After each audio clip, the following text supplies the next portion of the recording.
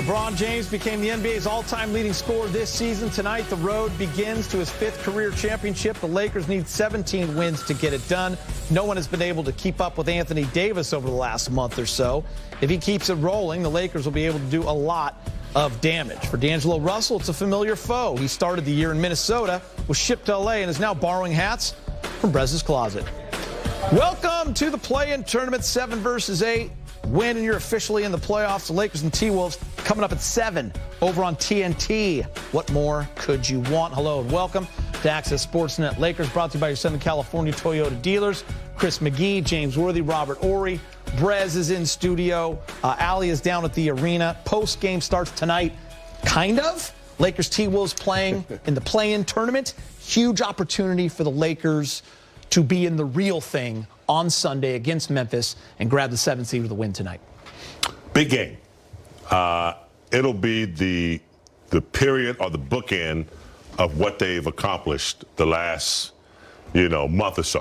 What is it? They're off 2 games. What is it? 8-2, 11-2, something like that. 9-2 down the stretch. 9-2 down the stretch. So job not finished yet. They worked hard to get here where they wanted to get 6. I know that, yep. But didn't work out. But they are here in 7th with a chance to play 1 game, get some time off. Minnesota's coming in a little bit undermanned. Yeah, we'll get into that. But so this is an opportunity to get it done early. Don't mess around. Don't try not to make it close. You got to talk that talk, and everyone has to be connected.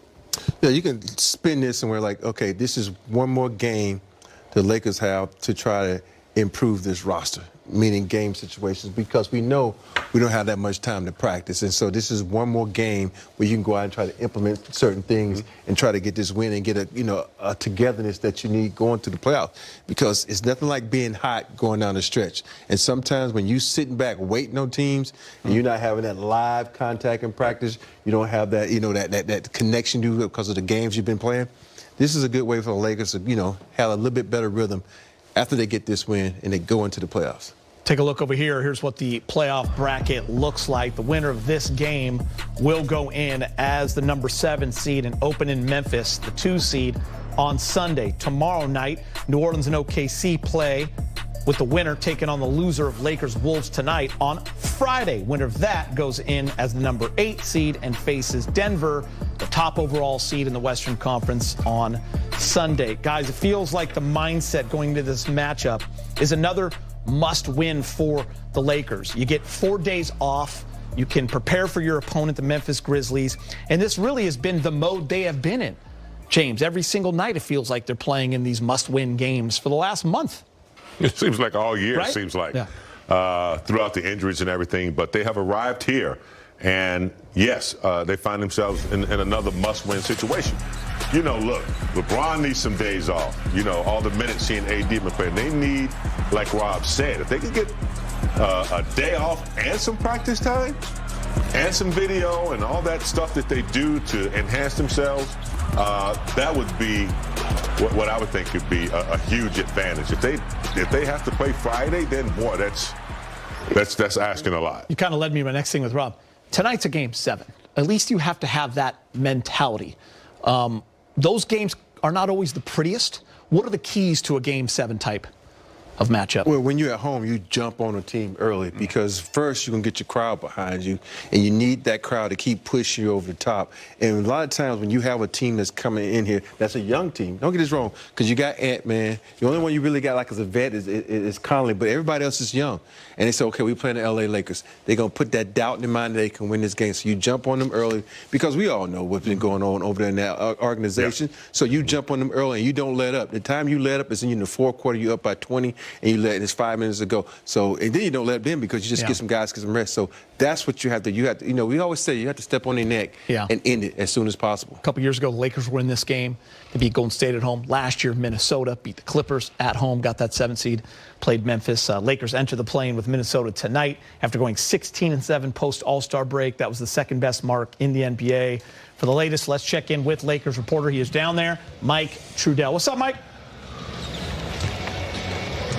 What's happening, guys? Welcome downtown. And yeah, you just hit on a lot of key points there, Geeter. The number one thing, though, that I've been hearing around the team the last couple of days, hey, what happened to the defense that's been just about the best in the NBA since the trade deadline? These last, not even a couple of weeks, but this last week, as they played some of the teams that were getting into their third units and such. So that's where Darvin Ham started a couple moments ago, because that's the type of Laker defense and effort that they need to take care of business tonight and then get on to where they want to be, which is a full first-round playoff series. So here's Darvin Ham on that and some more.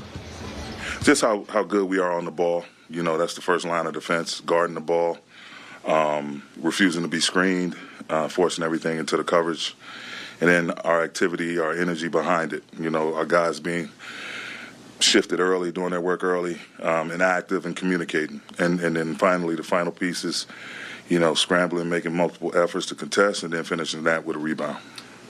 Assuming that neither team wants to have to play on Friday, how much do you treat this from a rotation standpoint, like shortening it? How much do you plan that going in, and how much do you just watch what evolves as the game goes on? I mean, we have a plan that we go in with, and then obviously we watch how things materialize as the clock keeps ticking.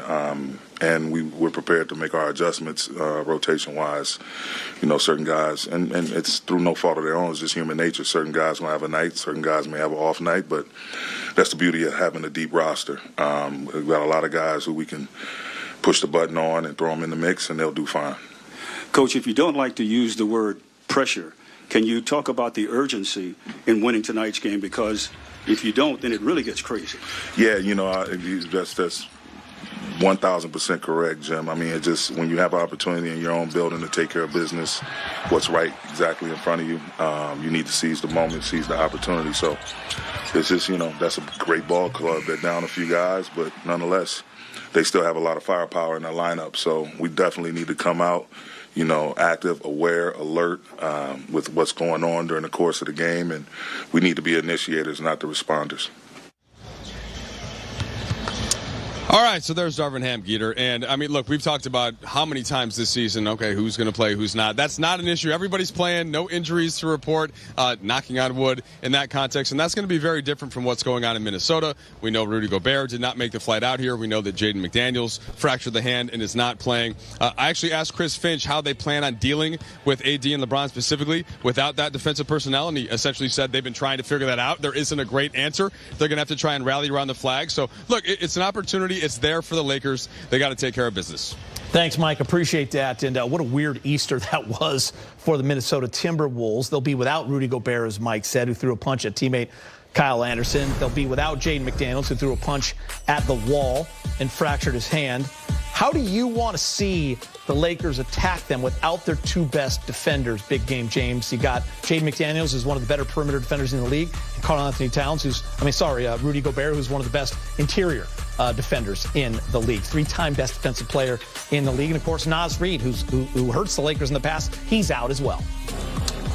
Yeah, I mean, look, they're a wounded cat in the corner, so you got to be careful. But, you know, with Gobert out, I would put a lot of pressure on Towns. As you take a look at, you know, what's going on with the team there. The punch in the back pedal? You know, AD should be live and active, and you know, in the paint, and then, you know, hoping that the defense will collapse. And then, you know, anybody that's on the perimeter, they're going to have a huge chance to pump fake, get into the lane, and put some pressure on the interior defense. And they're also going to get a lot of shots because they're without two of their key defensive components. For me, you just got to attack the basket. I think when you got guys like LeBron, you got guys like Reeves, and you got AD, go to the basket. This is the playoffs. There's nothing wrong with shooting free throws. I think they should be in attack mode because you know this team is shorthanded. If you get them in foul trouble, they're really in shorthanded. So don't be afraid. I don't want to see any fadeaway jumpers. You attack the basket because in this mode, you know, it's playoff time. Yeah. You can't hold back. You got to be in that attack mode, like I said a million times. I'm trying to, you know, put it out there in the universe so it carries over to crypto and they be in attack mode. But I just think that's one of the biggest keys because if you can get this team in foul trouble, especially Towns, they become very small. All right, Lakers and T-Wolves get going at 7 o'clock. Jared Vanderbilt has been a great fit with the Lakers in the arrival to the arena on game nights. Vando going guns out for the play-in against his former club. And coming up on Access, Anthony Davis was nothing short of dominant.